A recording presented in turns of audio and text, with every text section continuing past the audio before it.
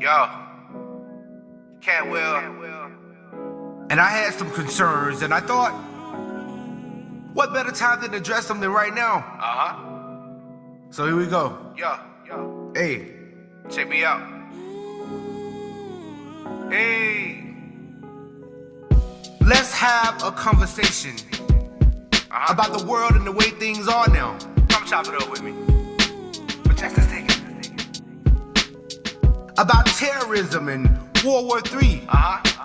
Yo. The who, what, when, where, and how. Because you know it's coming, right? Let's have a conversation about, I don't know. Yeah. All the things that I hope to see. Man. And I want. What's up, Tea Timers, and welcome to the Tea for Real with Marcus J. Cook. Now, this is a show where each and every episode, I invite panelists to discuss with me everything that's happening in the world. We're going to talk about everything from current events to religion to politics to music to celebrity gossip and more. Now, today I have two panelists with me. The first, he is a brand ambassador, a former Mr. Liberty International, a former Mr. Black America, a former Mr. Apollo, and political enthusiast himself. Welcome to the Tea for Real, Xavier Travez. Zay, what's up? What's up, Arthur? Zay? Thank you for having me. Next, we have a graduate of UAB. He is a realtor, he is a musician, and he is a visionary from right here in Birmingham, Alabama. Welcome, Jay Hansley. Jay, what's up? What's going on, man? Pleasure to be here. Awesome. First of all, thank you guys for taking the time out to be with me today. I really appreciate it. Thank you so much. And happy Father's Day and happy Juneteenth. Thank you. Thank you. Thank you. Yeah. Yes, sir. Yes, sir. Thank you. So before we start, I want to get our audience a chance to get to know you guys. Zay, you are a bartender and an MC. Can you tell our audience where they can find you in case they need you for any of these events? Do like your social media handle. Right.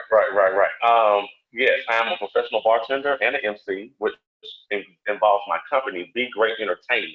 We have a Facebook page you can go to, or you can just look me up, Xavier Travez, on Facebook. I am Zay the Great on IG, and just inbox me, and we're going to make your event great. Awesome. And Jay, you are a realtor. Now, some of our audience maybe wanted to get into real estate. How do they go about doing that? So, fantastic question. I'm glad you asked. So the first thing that you have to do is you have to take a course. And that course, I believe it's 60-hour course. And then after you take that 60-hour course, you take the final exam, and then you take the actual exam for the state test. But you need to go to classes for it. I would recommend, I did mine online because I'm just more astute by myself. I like to learn. I'm a sensory learner. So if you're like me, I found a great website. I can give it to you. It's called the ceshop.com. But there's another great source if you're looking for some place to actually learn and grow. If you're looking for an on person-to-person encounter, you're looking for something that's a little bit more intimate, it's the Barnes School of Real Estate. You can actually sign up with them from, I think it's realestatebybarnes.com. And it's pretty simple stuff, man.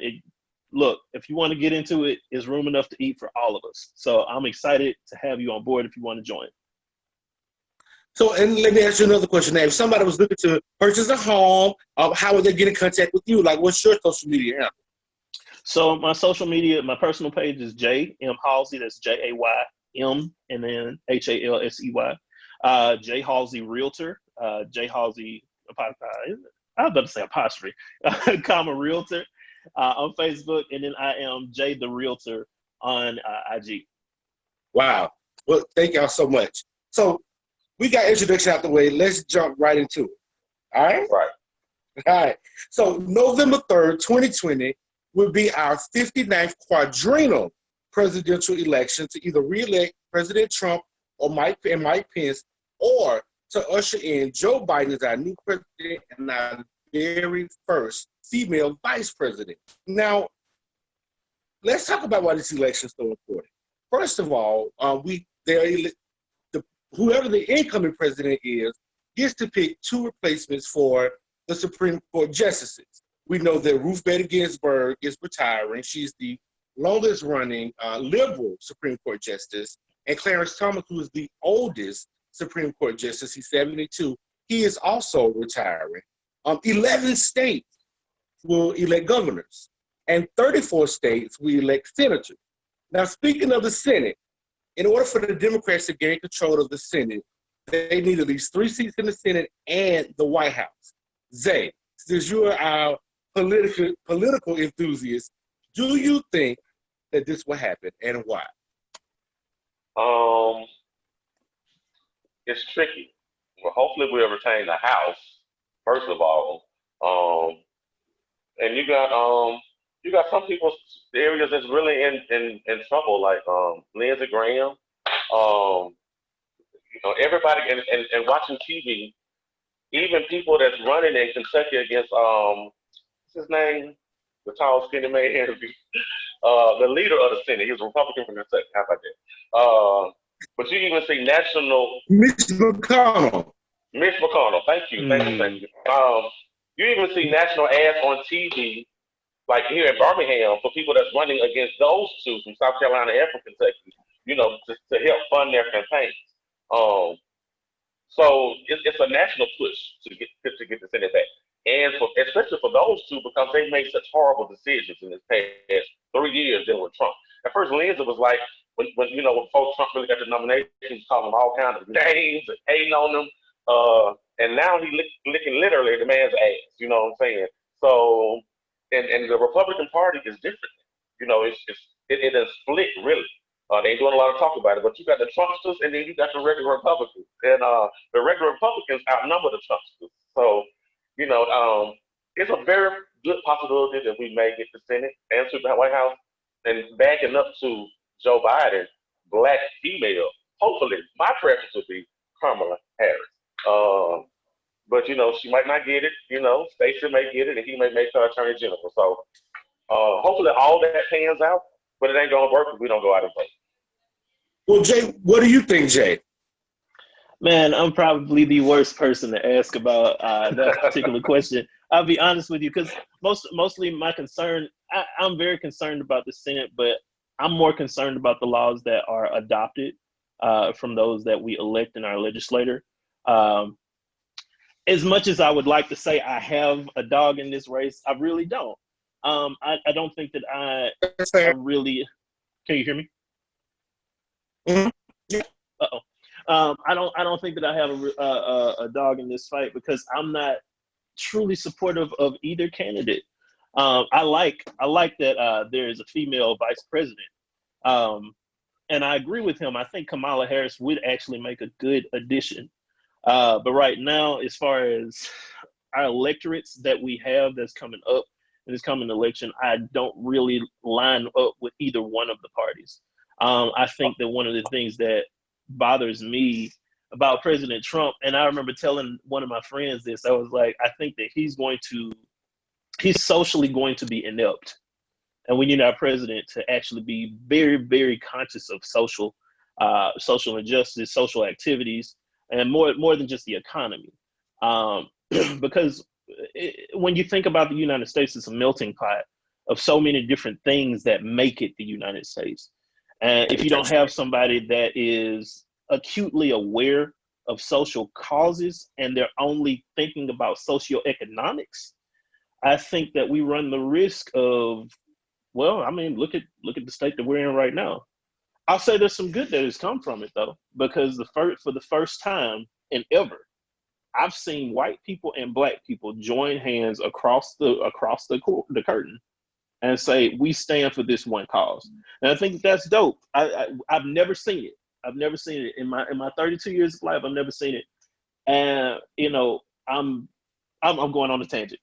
No, I do not know a whole lot about this topic. I'm done. But Jay, hold up, Jay, let me ask you something. You say you don't have a dog in the race. You talked about Trump, but what you don't like about Joe Biden? Honestly, right now, I can't give you all the specifics of why I don't like him. Right, I guess you know how you get that feeling, that hunch, and you're like, I don't really trust it. I think it's one of those things. I've done research, but I'm not up. I don't believe the research that I don't believe all of the stuff that I've seen online. I want to actually do a more in-depth study of what's actually happening with him to see why I don't like it. Does that make sense? So we've talked about the president. So we talked about the presidential candidates. Now, and we've talked about their running mates. You both said Kamala Harris. Now, let me ask you this question: if Joe Biden chooses, let's say, Elizabeth Warren, do you guys think do y'all think that will hurt the black vote for Joe Biden? He wasn't there. He would not dare, because the black people, he owed the black people everything.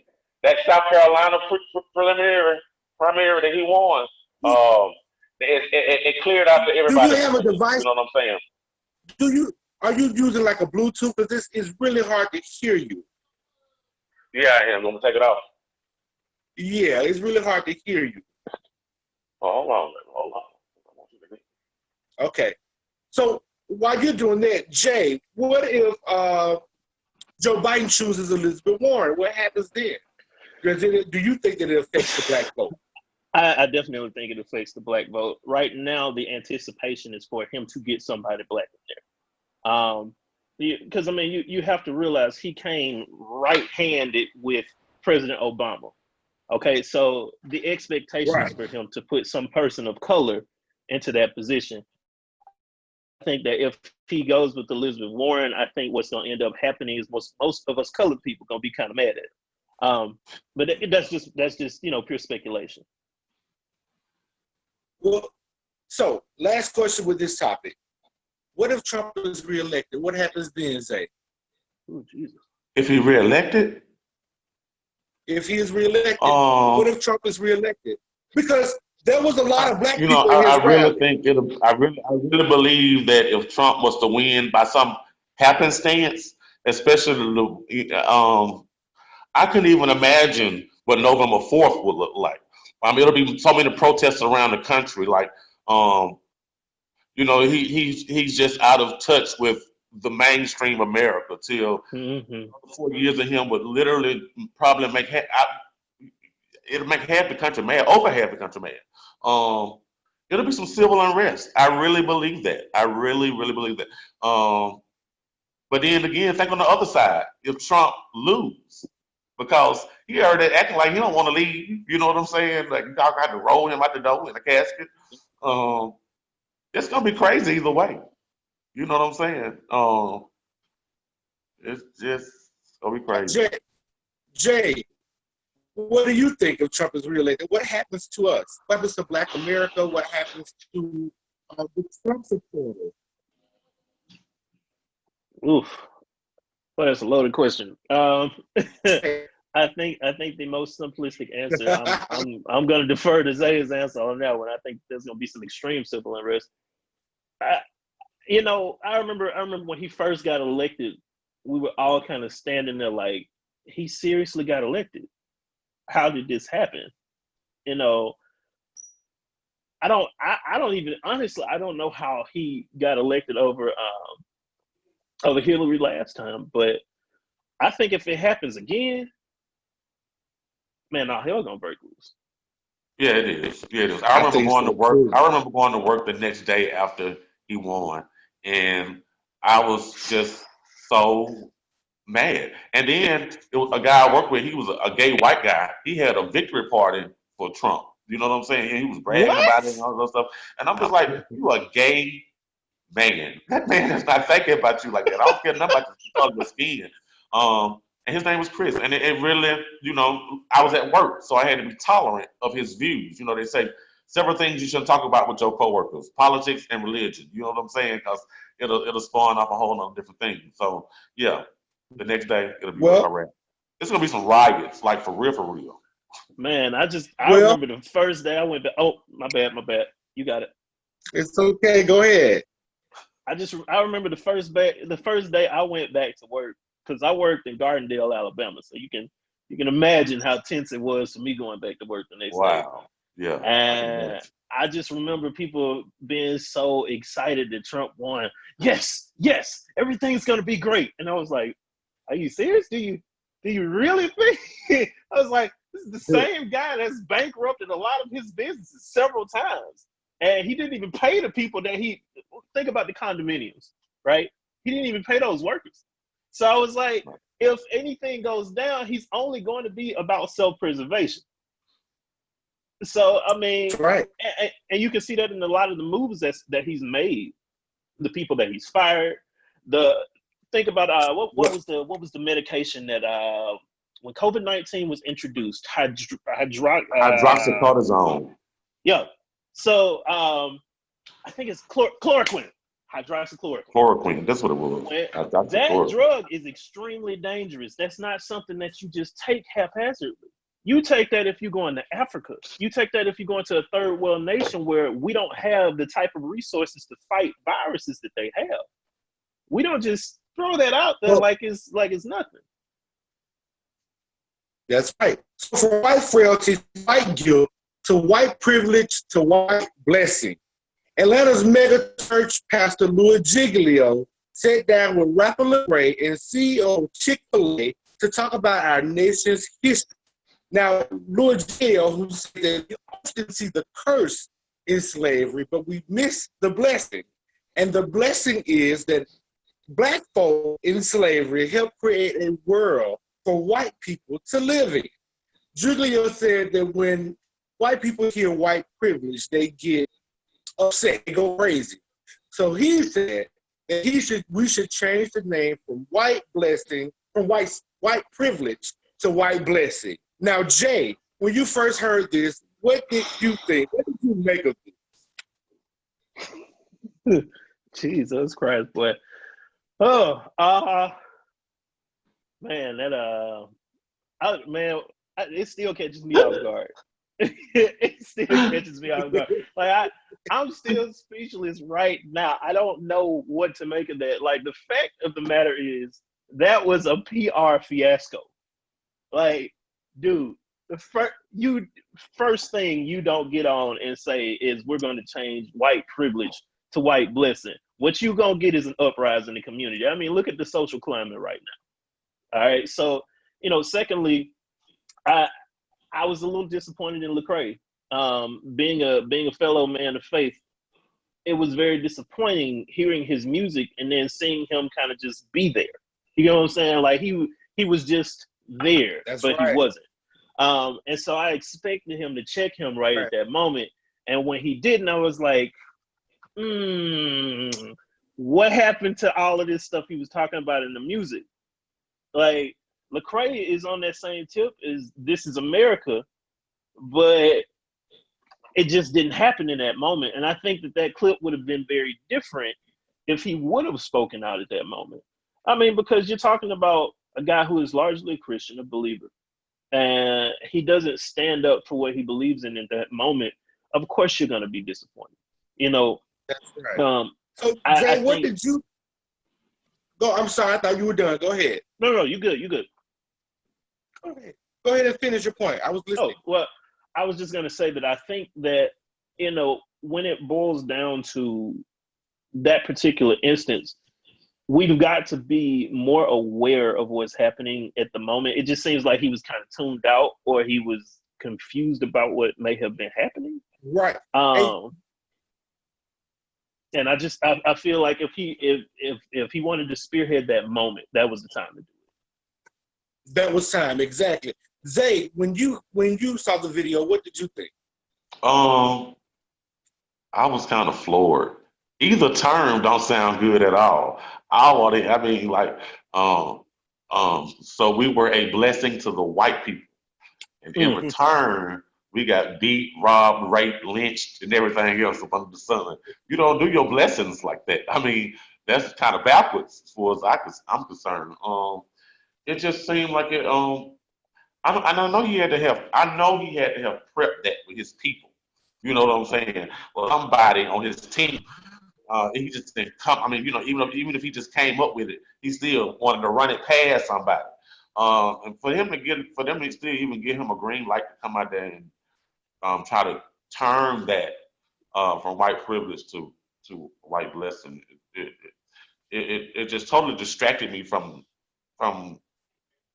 whatever point he was trying to make, because Right. you know, you hear those key phrases sometimes and they just turn you off from the whole situation. And even though like in the middle of the video when he said white blessing, um, yeah, it didn't sit well with me. Um, and I think if a lot of people, black people, saw that, it wouldn't sit well with them either. It just don't even So fit. since then, Louis Giglio and Lecrae have both made apology videos. Lecrae made one to the black community, and he was saying in that moment he was stuck. He didn't know what to say or what to do. And then Giglio said that he was literally trying to find a way to make amends with the black community and how to help and how to help his white brothers and sisters identify with what we went through or what we are going through in the state of America in its current state. Which Are you serious? they did make videos. So now, but that leads me to another topic. So from white blessing to toxic black masculinity. Now, two pictures were uploaded on the internet this week. One of Chris Brown with this rainbow hair, and one of D Wade with this red hair. And he was in support of his daughter Zaya, who has dyed her hair pink. Now, what I have saw for myself is a lot of people praising Chris Brown, but those same people who are praising Chris Brown, saying he's an artist, he's just eccentric, they are now questioning D Wade's masculinity. Are we thinking that maybe colorism plays a part in this? You know, So you want to go? Okay. I always thought Chris Brown was a little extra. You know what I'm saying? Even when he first came out, I was like, this nigga must be gay. You know what I'm saying? Because he just, you know. Then when he got Rihanna and all that other stuff, you know, whatever.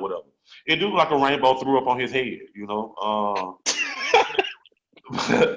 But these days, everything is so metrosexual. You know what I'm saying? Nothing that there really no limits to certain things as far as fashion wise. Because I think the realest of the real man can pull off anything. You know what I'm saying? So and why still, question? So why question D Wade's masculinity and not Chris Brown? because for D Wade, I guess he came out the blue with his shit. You know what I'm saying? This ain't, you know, he looked like more like Dennis Rodman. You know what I'm saying? Thanks. But everybody have to do it, and then the color that he even got really don't even blend with his skin tone. But I guess, like I said, he probably did it. If he did it for his little girl, then that's a that's a father daughter type thing. You know, you do yours, I'll do mine. You know what I'm saying? Has he really said why he did it, or is it just questions? He didn't say anything. He just posted the picture. But I'm an optimistic type of person, so I'll try to look at everything from a point of view. Things that we might not know about. He might have had a challenge with his daughter. You know, she was like, "Dad, you're gonna do your hair like mine." And in this time right now, when she's really trying to find herself, he may be trying to show her all the love and commitment to I'm down with what you down with. You know what I'm saying? And that might be the reason why for him. But for Chris Brown, it didn't shock me at all. Jay, what about you? What do you think? Yeah, I agree with Zay on this one again. Me and Zay are pretty like-minded on these topics. But That's what's up. I mean, when it boils down to it, I'm gonna be honest with you. I think it's the picture. Because the particular picture in question with D Wade, it does make him look sort of suspect. And I mean, you know, it is what it is. I'm gonna call a spade a spade. If he decides that he's, you know, bisexual or whatever, I'm okay with that. But you know, at the same point in time, it also might have been one of those moments like what Zay was saying, that he was standing in solidarity with his daughter. And if that's the case, then okay. Whereas Chris Brown, you kind of expect outlandish things from him, and it kind of didn't shock me. One, because you had a rainbow hair colored dude that just went to prison and got off because he ratted out a bunch of mob bosses. So, you know, I think that with seeing something like that and him still being seen as hard, so to speak, I think that's where Chris Brown can get away with it. And then on top of that, again, it's not out of the ordinary for him to do something like that. I mean, let's think back 4 years. He was bleached blonde. Right. That's right. I mean, he went straight blonde, and I was like, "What is going on with Chris?" But hey, man, yeah, I think with the D-Wade thing, I think that's a show of solidarity. But the pick did look kind of sus. I just wished he would have picked another color. I mean, like, hold Facts. on. Facts. No, that's, that's not what we doing in 2020. No, he could have softened that up just a tad bit. Like, bro, no. So I've been saying this I've been very vocal about this from the get-go because everything with this family has been very public. Yeah. Do you guys think they're trying to put together a reality show? They're shopping a reality show. The Waves. If they came up with a reality show, would you watch it? Are they that interesting? I mean, what is Gabrielle doing anyway? Well, we know she's not working because every job she have problems. So we know she's not working. So I'm trying to see where they would get good content. The storyline would be the transition of the child. That would be the storyline. Exactly. That's right. I mean, but it still takes it's still gonna take the other two to make it like just how much you finna go in. And then I really don't think that publicly she need to grow up like that. You know what I'm saying? Right. Now, with growing up, what was that show with the gay dude, the basketball player, Magic Johnson's son? EJ. So see, when he was at least older, you know what I'm saying, before he got on TV with all that, more comfortable in his skin, you know what I'm saying? Because social media can be a bitch, you know what I'm saying? And tweets last forever, you know? So they would really need to do some serious counseling for putting that girl in front of the TV screen like that. I mean, it'll be a good thing for people to see, you know what I'm saying? You know, and it'll probably help some people, you know what I'm saying? But you have to think about the collateral damage that the little girl may have behind all that. That's right. So, 2 snaps and a twirl, and Gone with the Wind, fabulous. Now, I really want to talk about this because the effort started right here in Birmingham, Alabama, with our very own Jermaine Funnybane Johnson asking for the Confederate monument to be torn down, demanding for the Confederate monument to be torn down in Lynn Park. And now, all over the country, Confederate monuments are being asked to be torn down, and they're being defaced. In an act of solidarity, HBO Max has decided to pull the streaming of Gone with the Wind. Now, Gone with the Wind is a movie made in 1939. It glorifies the Confederacy, and it doesn't really depict slavery, how it actually was, or the Civil War. But it's a catch-22 because Gone with the Wind gave African Americans our very first Oscar nomination and win with Hattie McDaniels, who played the character Mammy. And also, what people don't know is Clark Gable, the leading man, who was very good friends with Hattie McDaniel. He protested during the making of the movie because the director had separate restrooms for colored and whites. He refused to come on set until they tore it down. Also, at the premiere of Gone with the Wind, Hattie McDaniels was not invited. It was in Atlanta. She was not invited. Clark Gable refused to even go to the premiere because she wasn't invited until Hattie McDaniels begged him to just go. So, do you guys think that HBO's effort should be celebrated, or could they have put that effort somewhere else? I think it should be celebrated, and here's why. Although it's rich in content and history, I think that the history that it portrays whitewashes what really happened. In a lot of those movies, we have the typical whitewashing of Black culture and Black America in those times. And I think that, if we continuously put that rhetoric out, because I'm thinking about our children, right? So if we allow these movies to exist and we don't, because again, like I said, I'm reiterating, we have to have that historical piece there, because what you just said, that is in fact information that needs to be heard. But the rhetoric that is spouted in a movie like that, it was distasteful then, is distasteful now, and it doesn't stand the test of time. So I think that HBO was within their right to remove the film. Thank you, Jay. Jay, what do you think? I do believe in art, and I do believe in I believe in history. But the country is evolving though, and some things are becoming a whole lot more clear to people outside of the black race, more now so than ever.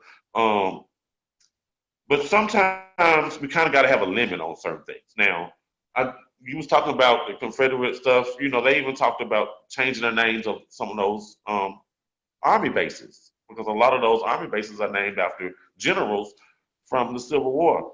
I do believe in that. A movie is just art. You know what I'm saying? That's just like you want to ban any movies based on Hitler and what he did to the Jews. That's art. It's left up to you whether or not you hitting that guide station and you want to watch that. You know what I'm saying? You're in the control of your own personal aura at that point as far as a movie. Now, Confederate stuff on the street, I do understand that because we're not in control of that. We have to pass by that to go downtown and get my tag, you know what I'm saying, on my license, because it's literally right there on the main street. Well, if you come in that way, but I don't think they really should have did that. You know, I mean, I understand the point, but it doesn't make sense. Now, Queen Latifah, Jay, did you have a response? I was just gonna say, I think one of the things, I guess I agree to disagree, and the reason being is because I think one of those things is kind of like they can go purchase the movie if they are so inclined, but having it on a nationally syndicated station, I think that still puts a bad taste. But Jay, you have control over that station that you. That's true. That's very. I mean, ain't true. nobody force feeding it down your throat. Like for real, you have a remote. But then I guess to me the same rhetoric, even though you have to go by that Confederate statue, right? You don't have to look at it. You can just walk straight past it. So That's just like watching Fox News. I keep right on past that motherfucker because I already know they're not going to say nothing I want to hear. I'm going to get mad, you know what I'm saying, get an attitude, and have to go punch a hole in the wall. So I'm straight MSNBC, CNN, you know, CBSN. I mean, you know, you are in control of that situation. And, you know, like, I don't know how movies go. I know how radio go because I used to work in radio. Every time a song get played, somebody get paid.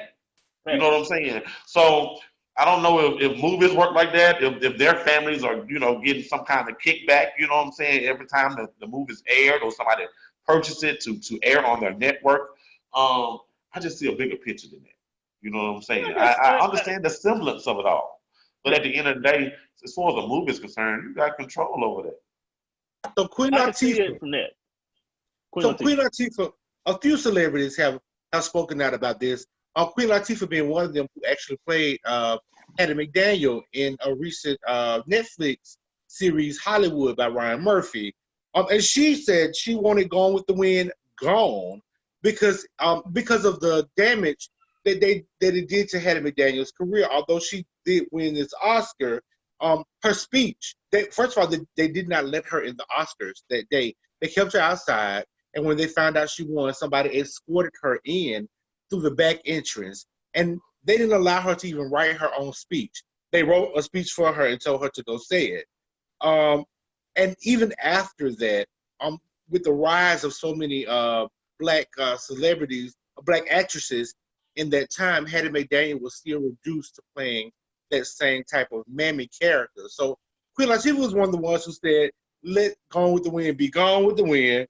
And then Megan from, I believe, The View said that it was like Jay said, it was art and it was a part of history. So she did not agree with the idea of HBO stopping the streaming. Now, I want to tell because wait a minute, Marcus. Did HBO ever put out a statement about why they're doing this? Yeah, they did in the effort of solidarity with the current happenings in the world. Okay. you're giving good knowledge about Hattie and everything that she had to go through. But unfortunately, that's not like a known thing. You know what I'm saying? Like Martin Luther King got shot in a hotel in Memphis. You know, that's not a known thing what she went through. So for the naked eye, they wouldn't even know everything. And Queen Latifah them know because that's what they do. They're actresses, and so they know the history of their work that they perform. But I didn't know that until you told me that. You know what I'm Really? saying? Yeah, I was So today years I old. still don't get why it's on a normal level why it should be not. Like So anyway, go ahead. we only have a few more minutes left in the show. But I would like to ask you guys if you could tell me about the very first time you experienced racism. Zay. Me or you said Zay or Jay? Zay. It's so close in name, huh? You know, I never really even when I knew that we was gonna have this particular question, I never even thought about it because of how long ago. Because you try to you if it happened to me as a child, I wouldn't know because I really surrounded myself growing up in Ensley and West End. My whole atmosphere was nothing but black people. You know what I'm saying? Then I went to Miles College, so I'm still like I'm still not even in that situation where I would really get some type of racial stuff. And even growing up as an adult, um, I can remember things that have happened, little looks that I've gotten. I do remember 6 years ago um, when I was dealing with my cancer situation, and in that moment I couldn't talk because, of course, I had head and neck cancer, and I was staying. I lost my apartment, and I was staying at a hotel off Lakeshore, and it was about 1 o'clock in the morning, and me just being fucked up in the head and lost everything. I'm dealing with cancer. You know, you think about your own mortality, and the confines of a hotel room. I had to get out. You know what I'm saying? You know, because this was like 1 o'clock in the morning. You know, sometimes late at night, your mind is your worst enemy. You know what I'm saying? Mm-hmm. So I went outside, had on my little some flip flaps and flip flops, and a hat and a tank top and some house pants. So I had no wallet. Didn't have no need for no wallet. All I needed was that key to get back in the hotel and get back in my room. Homewood police officer pulled over, little young white Oh, dude, Jesus. and he was like, "Hey," and I'm just like, "Hey," mind you, I couldn't really talk at the time. I had just had my surgery. Um, so he drive up a little bit more. He hit the brakes. In my head, I was like, "Oh shit." So he bags back, you know what I'm saying? And then he say, "Hey, what's going on, man? What you doing out here, brother?" And I hate when they call you brother. Like, Facts. um, and I was just like, you know, trying to talk to him as best I could. You know, I'm just like, I'm outside chilling. You know, I'm just need to get out and have a little walk. And then so he was like, "Hey, can I get your ID?" And me being grown and knowing the law, I was like, "You don't have no probable cause to even ask me for my ID. What's the problem?" So he thought about it for a minute. And you know, of course, they already have shit in their head. They can ramble out at any given time. He said, "Look, I've been getting some calls about some break-ins, some cars." So I was just like, "What about me? Looks like I'm finna break in cars with some flip-flops on. I'm not finna run nowhere. And then I got a tank top and some house pants. Like, what about it? Because it's black? Is that it?" He was like, "No, I need to get your ID." And I was like, "Look, man, I showed you my hotel room key. I'm finna go back in this hotel. I ain't got time for this. It's 1 o'clock in the morning." And as I started walking back to my hotel, and I'm in the parking lot of my hotel. While I'm walking back to my hotel, dude got on his thing and said, "Hey, I got a runner." And so I stopped and I turned around. A runner, bruh? I can't even jog in these shoes. So about 8 more police cars came, like in the instant, all of white. They set me on the ground on the curb and were just yelling at me for me to give them my information. And I'm not going to do that. So around 2 o'clock in the morning, because I'm going to speed this up, a Homewood officer came, but this nigga was black. So he picked me up. You know, he was asking what my name was. So it was David. Well, Zay. And, you know, he was like, "Look, man, I know you ain't got nothing on you. Let me just, you know, try to calm this thing down. Get a man your social." You know what I'm saying? So the officer, the main officer, he pulled out this little notepad or whatever, put on the hood of the car. You know, I wrote down my social, and I sat back on the curb because I already knew I ain't had it. So dude gonna come out, and he gonna say, "Oh, Mr. Pope, you're free to go." By this time, it's like 2:20, 2:30 in the morning. if I would have had the right voice, he would have called every syllable of every cuss word that I could have gave him in that moment.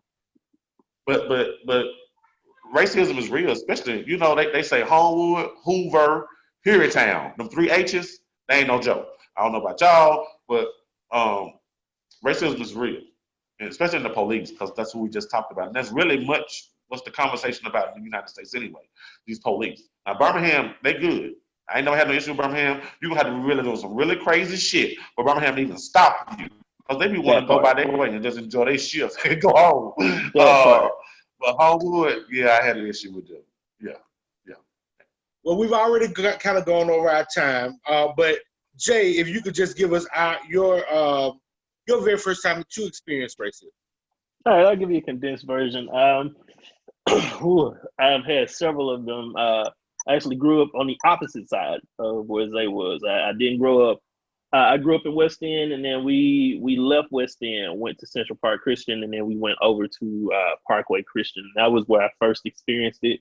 But the particular one that rings out the most was at Clay Chalkville. I remember I was talking to a girl, and she was like, you're not like the other ones. And I was like, excuse me? And she was like, yeah, you're like a white guy. And I was like, wait a minute, what? And she was like, you're really articulate, you dress really well, you always say the right things, and you know what to do, and you're one of the good ones.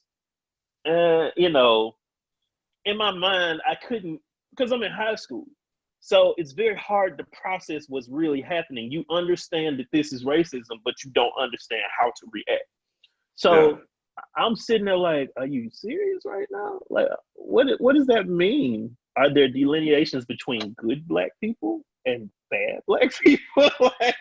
Right. I just thought, I thought we were all pretty cool. Like, because we're in high school. We're going to be loud. We're going to be ourselves. And that at that moment, I realized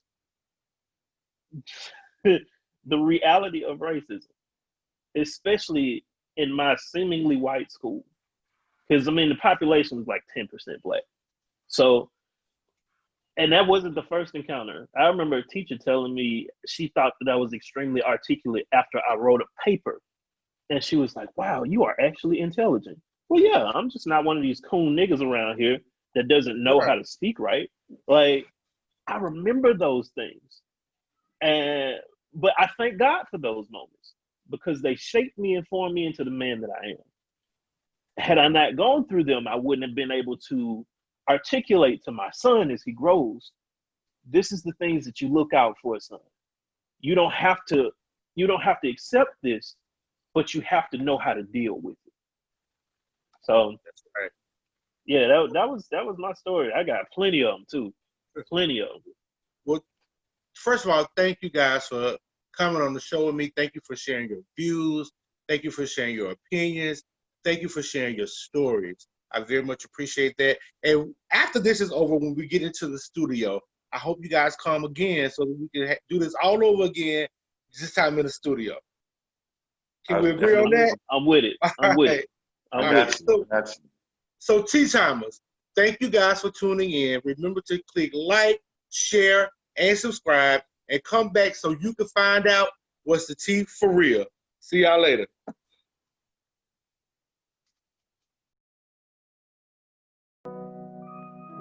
Yo, can't well. And I had some concerns, and I thought, what better time than to address them than right now? So here we go. Yo. Hey, check me out. Hey. Let's have a conversation about the world and the way things are now. Come chop it up with me. But just a second. About terrorism and World War III. Yo. The who, what, when, where, and how. Because you know it's coming, right? Let's have a conversation